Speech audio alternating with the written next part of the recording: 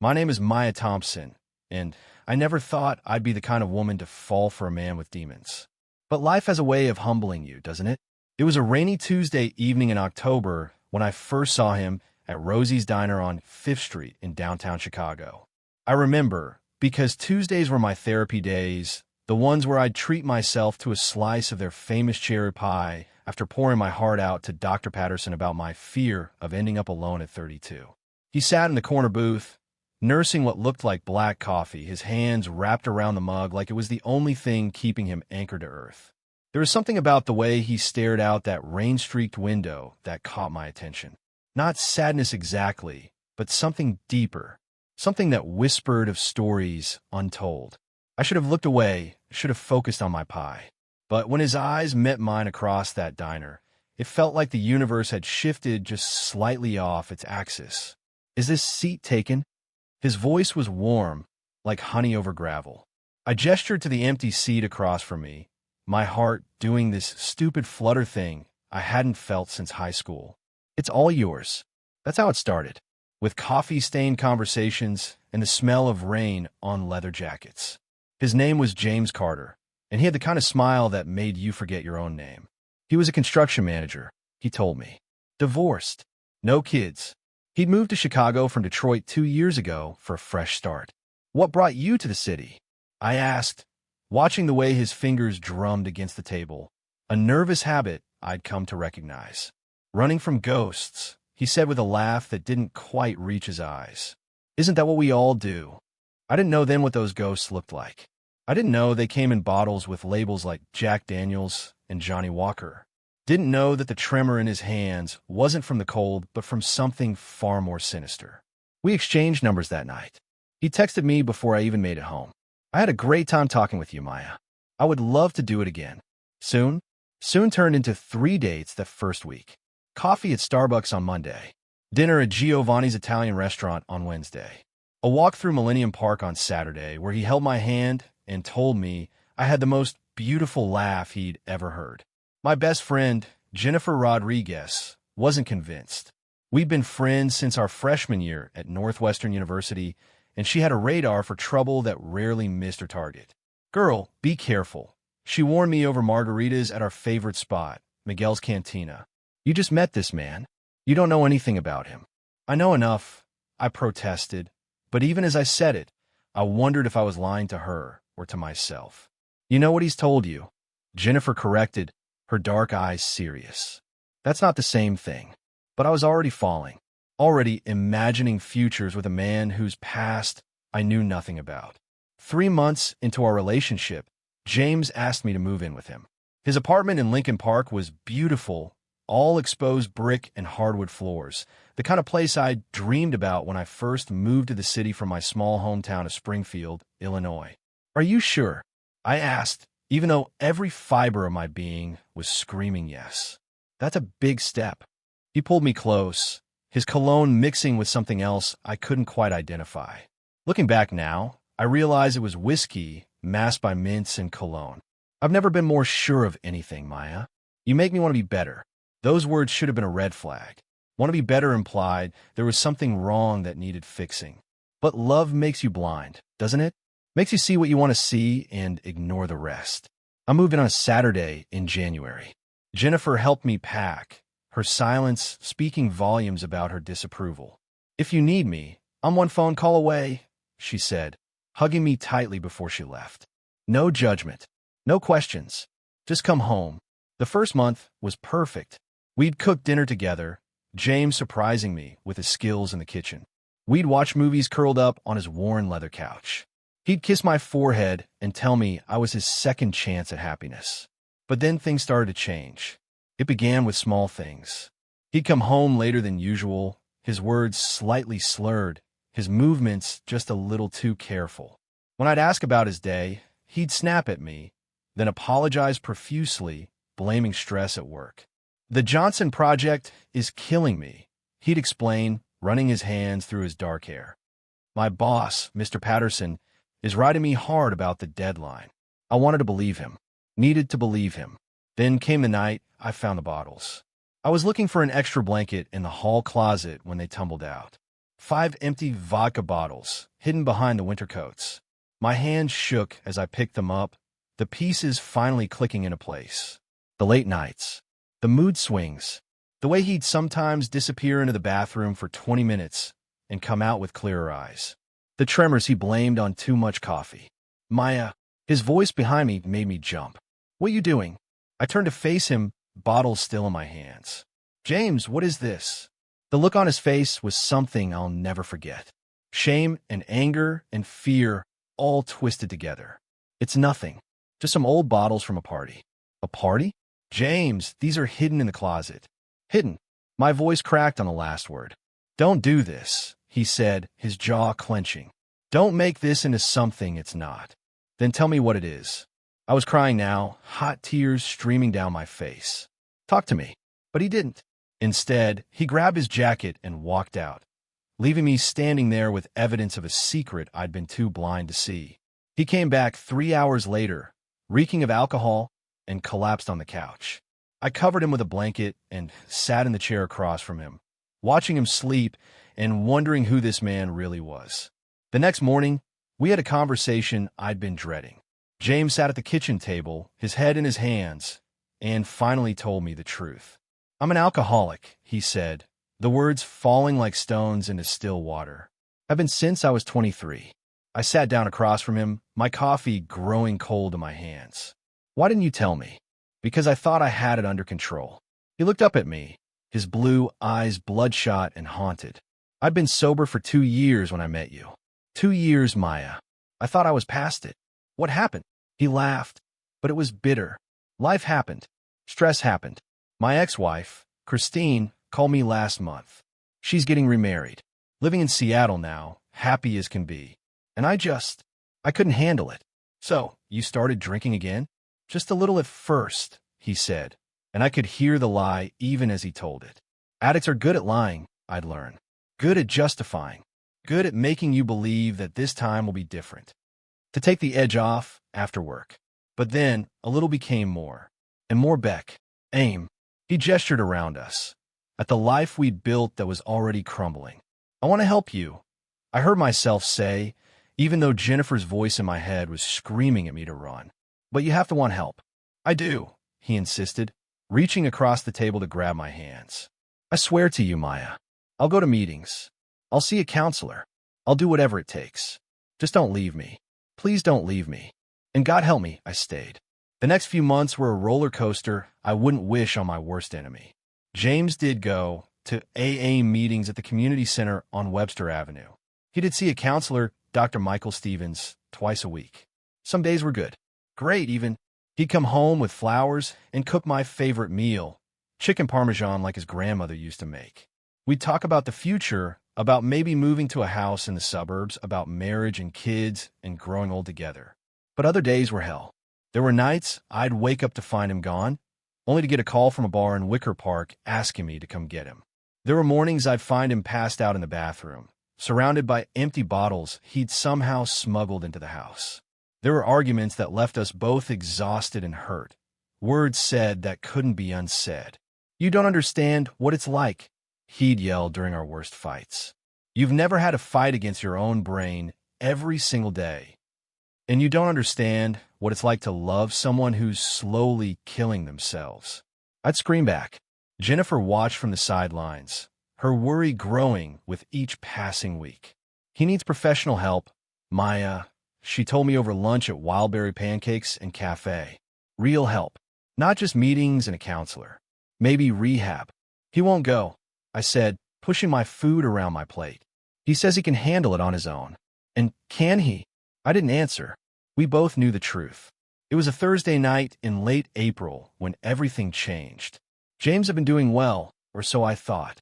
He'd been sober for 3 weeks straight, the longest stretch since I discovered his addiction. We were planning a weekend trip to Starved Rock State Park, talking about hiking and fresh air and new beginnings. I came home early from my job at Davidson marketing firm to surprise him with dinner. That's when I heard voices in the living room. A woman's voice, soft and familiar in a way that made my skin crawl. I pushed open the door to find James sitting on the couch next to a beautiful blonde woman. She had her hand on his arm, their heads bent close together in conversation. Maya, James jumped up, guilt written all over his face. You're home early.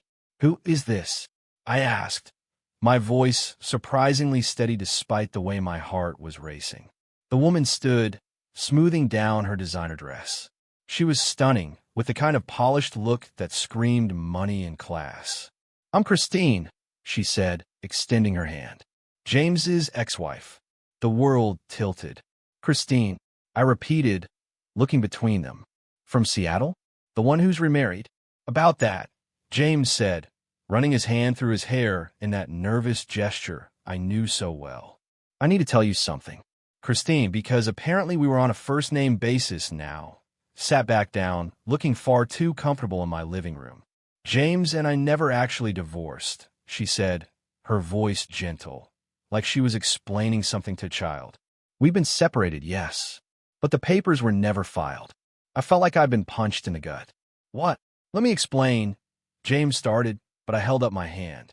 You told me you were divorced, I said, my voice shaking now.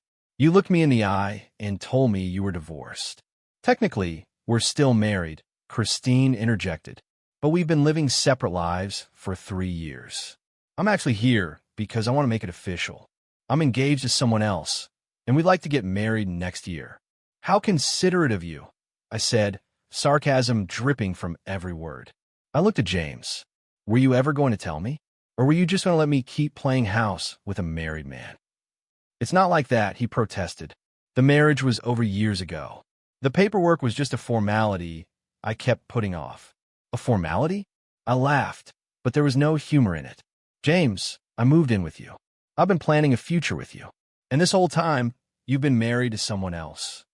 Christine stood up, grabbing her purse. I should go. James, my lawyer will contact you about the papers. We should be able to finalize everything within a few months. She looked at me, something like pity in her eyes. I'm sorry you got caught up in this. For what it's worth, James isn't a bad man. He's just complicated. After she left, James and I stood in silence. I felt like I was seeing him clearly for the first time, without the rose-colored glasses of love obscuring my vision. Say something, he finally said. I need you to leave, I heard myself say. Pack a bag and go stay somewhere else. I need time to think. Maya, please. Now, James. I need you to leave now. He packed a bag and left for his friend Marcus Williams's place in Bridgeport. I called Jennifer, who came over with wine and tissues and didn't say, I told you so, even though she had every right to. What are you going to do? She asked, holding me while I cried. I don't know, I admitted. I love him, Jen. Even after all this, I still love him. I know. Honey, she said, stroking my hair. But love isn't always enough. James called me 37 times that first night. Left 23 voicemails. Sent texts that ranged from apologetic to angry to desperate. I ignored them all. By day 3, he showed up at my office building on Michigan Avenue. My coworker, Angela Davis, called security before I could stop her. Maya, please, he begged as security escorted him out.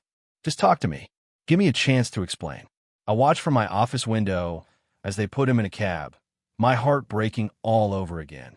A week later, I agreed to meet him at a coffee shop in Lakeview. He looked terrible. Dark circles under his eyes, his clothes wrinkled, his hands shaking as he reached for his coffee. Are you drinking again? I asked, though I already knew the answer. Does it matter? His voice was hollow. You're going to leave anyway. I don't know what I'm going to do, I admitted. I came here to listen. So talk. He told me everything. How he and Christine had married young, too young. How his drinking had destroyed their marriage, driven her away. How he'd promised to get help, to file for divorce, but kept putting it off because signing those papers felt like admitting failure. How he convinced himself that if the papers weren't signed, then maybe the failure wasn't real. I know it doesn't make sense, he said, his eyes pleading. But in my mind, as long as we weren't officially divorced, then I hadn't completely ruined everything. It was stupid and selfish, and I hurt you because of it. You lied to me, James, about something fundamental. I know, he whispered, and I'll regret it for the rest of my life. We sat in silence for a long moment. Around us, life continued. People ordered lattes and laughed with friends and made plans for futures that didn't include betrayal and addiction and broken promises. I need time, I finally said. Real time.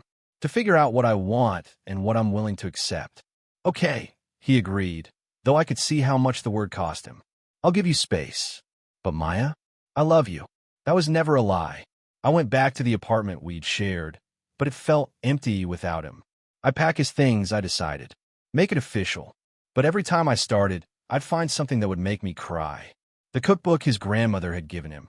The photo of us at Navy Pier, laughing and carefree.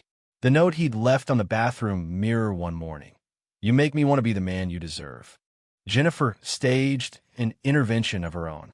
She showed up with our friends Rebecca Johnson from our book club and LaToya Washington from my old gym. We're worried about you, Rebecca said gently. You've lost weight. You're not sleeping. This man is destroying you. He's not a bad person, I defended, even as I knew how it sounded. He's sick. Being sick doesn't give him the right to drag you down with him, LaToya said, her voice firm. You can't save him, Maya. He has to save himself. But what if I can help? What if leaving him makes everything worse? What if staying makes you worse? Jennifer countered. When did you stop maturing in this equation? I didn't have an answer. I made my decision 2 weeks later. I would give James one more chance, but with conditions. He had to go to rehab. Real, intensive rehab at Lakeside Recovery Center in Milwaukee. He had to finalize his divorce from Christine, and he had to prove to me, through actions, not words, that he was committed to his sobriety. He agreed to everything. The day I drove him to rehab was both the hardest and easiest thing I'd ever done. Hard because I was watching the man I love check into a facility for a disease that might kill him. Easy because for the first time in months, I felt like we were actually addressing the problem instead of just putting Band-Aids on bullet wounds. I'm going to beat this, he promised me at the entrance, his bag slung over his shoulder. For us. For our future. Beat it for yourself first, I told him, echoing what his counselor, Dr. Stevens, had said. Everything else comes after. The facility had strict rules. No contact for the first 2 weeks. After that, 1 phone call per week. Family visiting day once a month. I threw myself into work, into my friends, into anything that would keep me from counting down the days until I could hear his voice again. Jennifer was cautiously optimistic. Maybe this is what he needs, she said. Professional help in a controlled environment. But then came a call I'd been dreading. It was a Tuesday night, 3 weeks into his 30-day program. The counselor's voice on the phone was professional but concerned. Ms. Thompson, this is Sarah Mitchell from Lakeside Recovery Center. I'm calling about James Carter. My heart stopped. Is he okay? He's physically fine, she assured me. But he left the facility this afternoon. Against medical advice. We tried to stop him, but he's here voluntarily, so we couldn't force him to stay. He left? Where did he go? We don't know. He didn't say. We were hoping you might have heard from him. I hadn't. And as the hours ticked by with no words, my anxiety grew. I called his friend Marcus, his brother David in Cleveland, even Christine, who sounded genuinely worried despite everything. This is bad, she said quietly. When James relapses, he relapses hard. You need to find him. I drove through Chicago that night, checking every bar we'd ever been to, every place I thought he might go. Nothing. Jennifer came with me. Her presence a comfort, even as we came up empty time and time again. We should call the police, she suggested as dawn broke over the city. And tell them what? That my boyfriend left rehab? That's not illegal. Maya, I know. I leaned my head against the steering wheel, exhaustion and fear making my eyes sting. I just need to find him. I found him 2 days later. Or rather, the hospital found him for me. The call came from Northwestern Memorial Hospital. James had been brought in by paramedics after being found unconscious in an alley near Wrigleyville. Alcohol poisoning. Hypothermia. He'd nearly died. I ran into that emergency room like my life depended on it, Jennifer right behind me. Family only, the nurse said, blocking my path. I'm his girlfriend, I insisted. I'm sorry, but unless you're immediate family. I'm his wife. I heard myself say, the lie coming easily. Christine Carter. Please, I need to see him. She let me through. James looked small in that hospital bed, hooked up to machines that beeped and hummed. His face was pale, his breathing shallow. I took his hand, and even though he was unconscious, I started talking. "You stubborn, stupid, beautiful man," I whispered. "You can't do this. You can't leave me like this. We're supposed to have our future, remember? The house in the suburbs? The kids? The life we planned." But even as I said the words, I wondered if I was fooling myself. If the life we planned had ever been more than a fantasy built on shaky ground. He woke up 2 hours later, groggy and confused. When his eyes focused on me, I saw shame so deep it was like looking into an abyss. "You should go," he croaked. "You shouldn't be here." "Too bad," I said, anger mixing with relief. "You don't get to make that choice for me. Maya, I can't do this. I can't beat it. I've tried, and I keep failing. I keep hurting you. So what? You just give up? That's your solution." He turned his face away. Maybe some people can't be saved. I wanted to argue, wanted to tell him he was wrong, that everyone could be saved with enough love and determination. But I was tired, so incredibly tired. Dr. Patricia Reynolds, the attending physician, pulled me aside after James fell back asleep. "Ms. Carter, I need to be frank with you," she said, her kind eyes serious.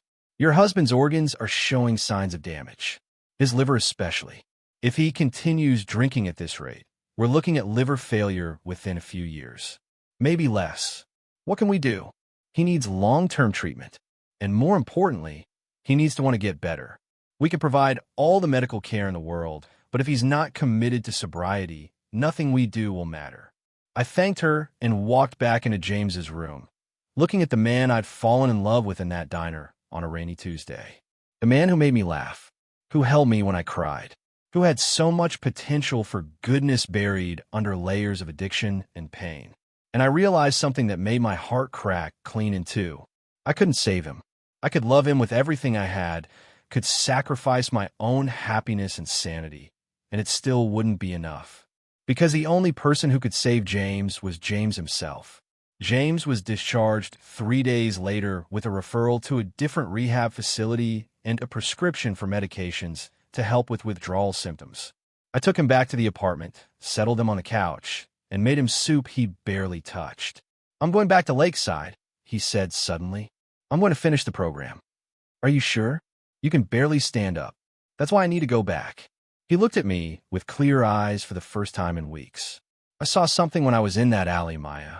I don't know if it was a hallucination or a vision or what, but I saw my future if I keep drinking.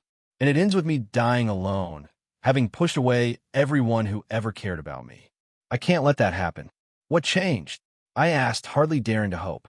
"I almost died," he said simply, "and all I could think about in that ambulance was how I'd never get to tell you I'm sorry, how I'd never get to prove that I could be the man you deserve.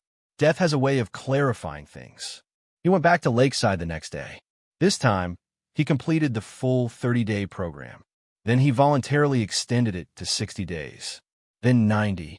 I visited him every family day, watched him work on the program, saw the slow transformation. He looked healthier, sounded more like himself, talked about the future with a realism that had been missing before. "I'm an alcoholic," he told me during one visit, his hand clasped in mine across the visiting room table. "I'm always going to be an alcoholic. Even when I'm sober, even when I'm doing well, that monster lives in me, and I have to fight it every single day for the rest of my life." "I know," I said. "That's not fair to you," he continued, "to ask you to sign up for a lifetime of that fight." "Life isn't fair," I countered, "but I love you, and I want to try." But did I? Or was I just too invested to walk away? I couldn't tell anymore where love ended and obligation began. Jennifer had her own thoughts on the matter. "He's doing the work," she admitted over drinks at our favorite spot. I'll give him that. But Maya, you need to think about what you want. Not what he needs. Not what you think you should want. What do you want? It was the question I'd been avoiding. What did I want? I wanted the James from that rainy Tuesday, before I knew about the bottles in the closet. I wanted the fantasy of the suburban house and the kids and the growing old together. I wanted the easy kind of love you see in movies, not the complicated, painful reality of loving someone with addiction. But that wasn't an option, was it? Because that James had never really existed. The man I'd fallen for was always the man with the addiction. I'd just been too blind to see it. James completed his 90-day program and moved into a sober living house in Oak Park. We started couples therapy with Dr. Linda Martinez, a specialist in relationships affected by addiction. We took things slow. Coffee dates, walks in the park, rebuilding trust one careful step at a time.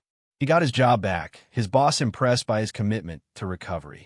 He went to AA meetings every day, sometimes twice a day. He called me every night to tell me about his day, about his struggles, about his victories. I'm proud of you, I told him, and I meant it.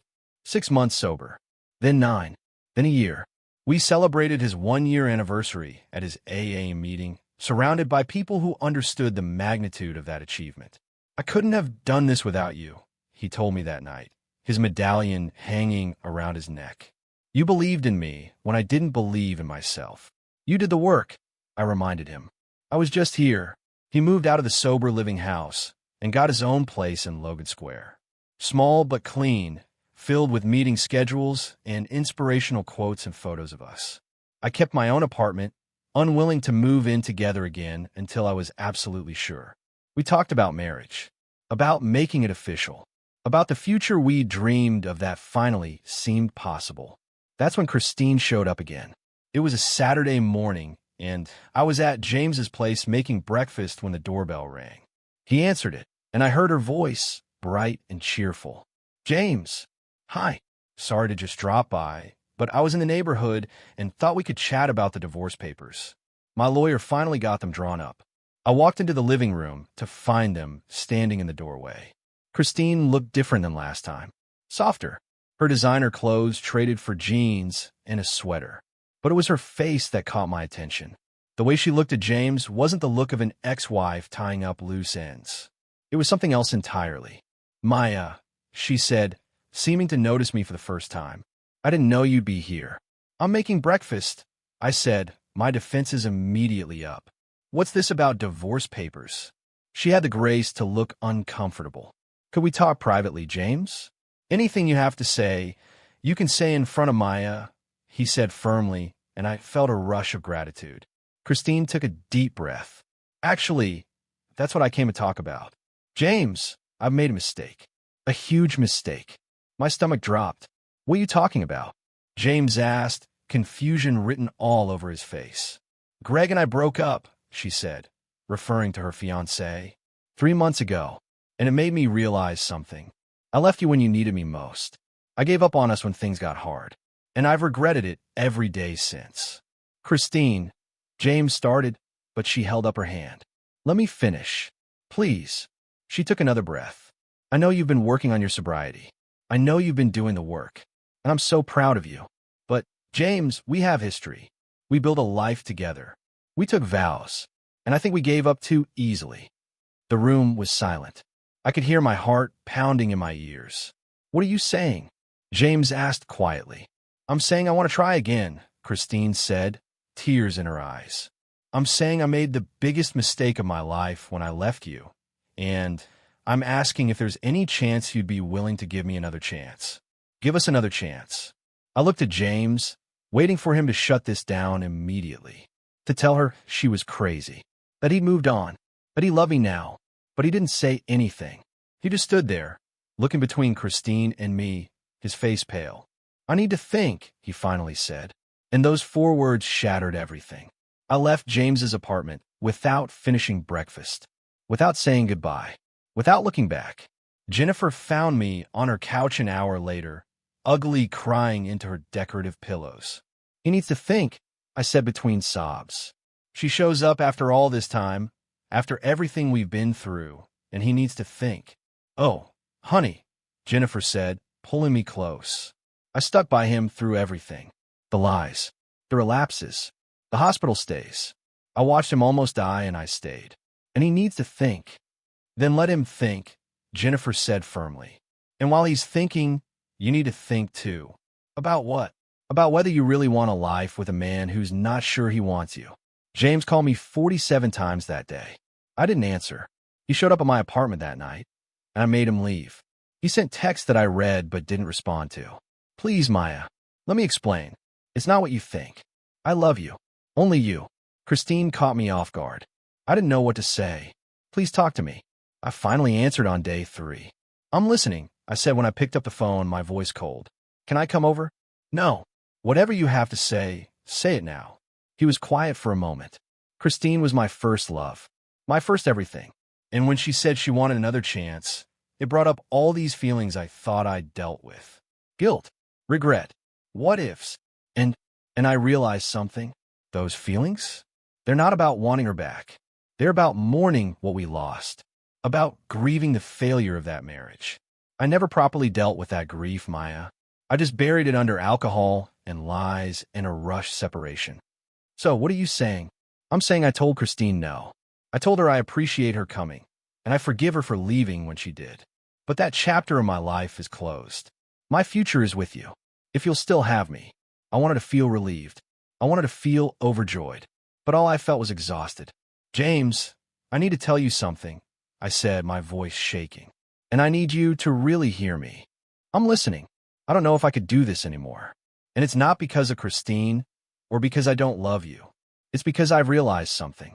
I've spent so much time focused on your recovery, on your needs, on whether you're going to make it, that I've completely lost myself. Maya, I'm not done. I took a breath. I don't know who I am anymore outside of being the woman who's trying to save you. I don't know what I want or what makes me happy or what my own dreams are. And that's not your fault. It's mine. I chose to make your addiction the center of my world. But that's not sustainable. And it's not healthy. So what does that mean? It means I need time. Real time. Not a few days. Not a week. I need to figure out who I am as a person separate from our relationship. And you need to continue working on your sobriety without using me as a crutch. How much time? I don't know, I admitted. Maybe a lot. Maybe forever. I can't make you any promises, James. And that's not fair to either of us, but it's the truth. He was quiet for a long moment. When he spoke again, his voice was thick with emotion.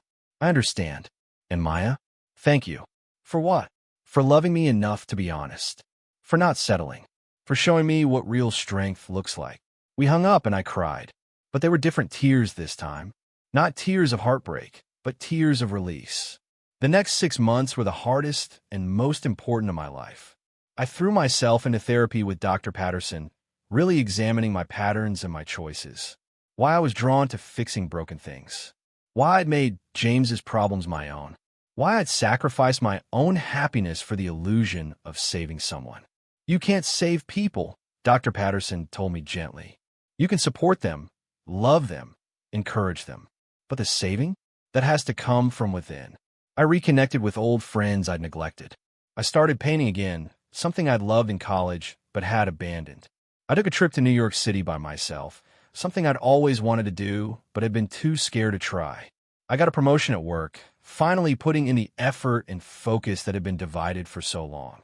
I moved to a new apartment in Andersonville, a fresh start in a neighborhood I'd always loved. Jennifer watched my transformation with pride. You're glowing, she said one day over lunch at Sather. I haven't seen you this happy in years. I'm finding myself again, I said. The version of me that existed before James. But better, stronger. Are you going to talk to him? Eventually, I said. But not yet. I'm not ready. James respected my boundaries. He didn't call, didn't text, didn't show up. But I heard things through mutual friends. He was still sober, still going to meetings, still working his program. He'd gotten promoted at work, had moved to a nicer apartment, was living his life. I was proud of him, and that was all the emotion I could muster, which told me everything I needed to know. It was a rainy Tuesday in October, exactly 2 years after I'd first met James when I saw him again. I was at Rosie's Diner, sitting in the same booth where we'd met, eating cherry pie and thinking about how much I'd changed. When I looked up, he was standing there, coffee in hand, a careful smile on his face. Is this seat taken? I gestured to the empty seat, my heart doing a flutter that was familiar but different. Softer. It's all yours. He sat down, and we looked at each other in silence for a moment. He looked good, healthy. The tremor in his hands was gone. The shadows under his eyes had faded. He looked like a man at peace. How are you? He asked. I'm good, I said honestly. Really good. You. 2 years sober, he said, and I could hear the pride in his voice. Working the program every day. I'm actually sponsoring someone now, helping them through what I went through. That's amazing, James. What about you? I heard about your promotion. Director of Creative Strategy. That's huge. Thank you. It's been challenging but good.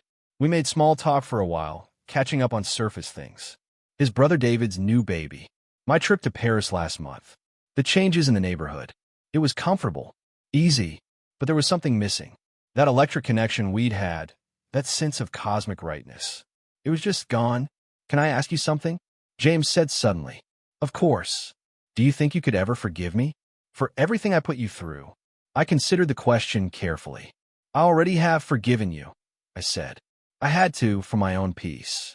But forgiveness doesn't mean forgetting. And it doesn't mean going back. He nodded, like he'd expected that answer. I understand. I just needed to know. Can I ask you something? I said. Anything. Are you happy? He smiled. It was genuine. I'm getting there.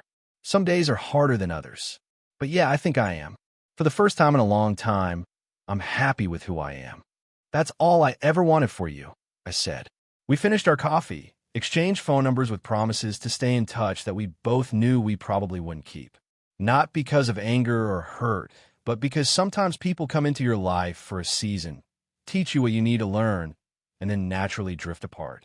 As I walked out of that diner into the rain, I felt something I hadn't felt in years. Complete. Whole. Not because I was with someone, or had saved someone, or had proved something, but because I'd finally saved myself. I'm sitting in my living room now, for years after I first met James Carter on that rainy Tuesday. My husband, Marcus Thompson, is in the kitchen making dinner. Yes, Jennifer's little brother, the one who'd always had a crush on me, but never said anything because of James.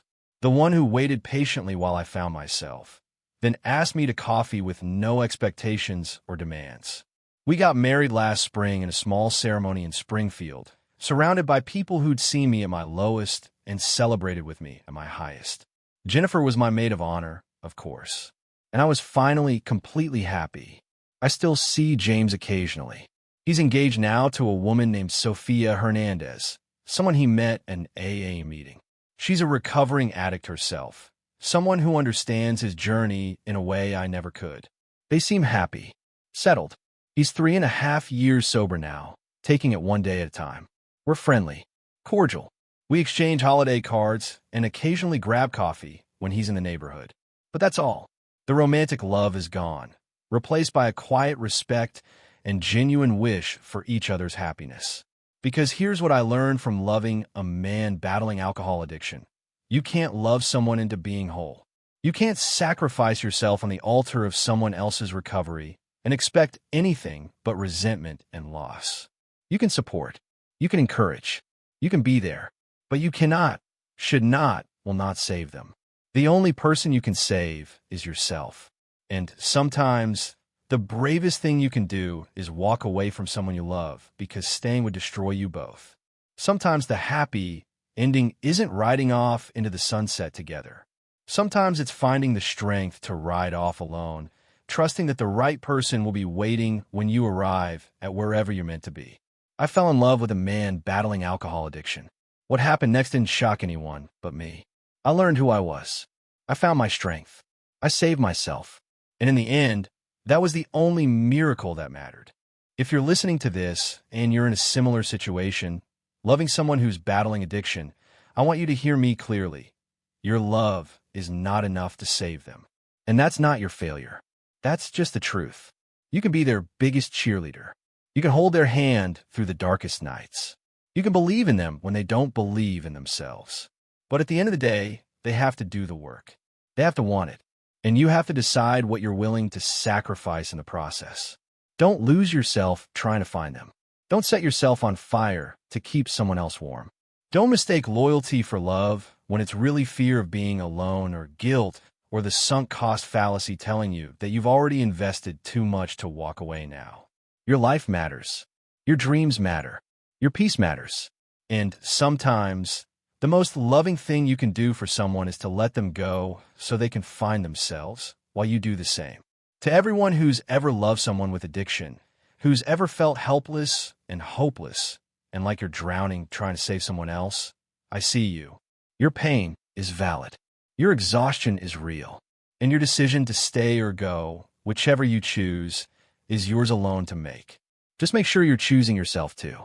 This is Maya Thompson, reminding you that you are worthy of love that doesn't hurt, relationships that don't drain you, and a life that feels like yours again. Until next time, take care of yourselves. And remember, the only person you need to save is you. Peace and blessings.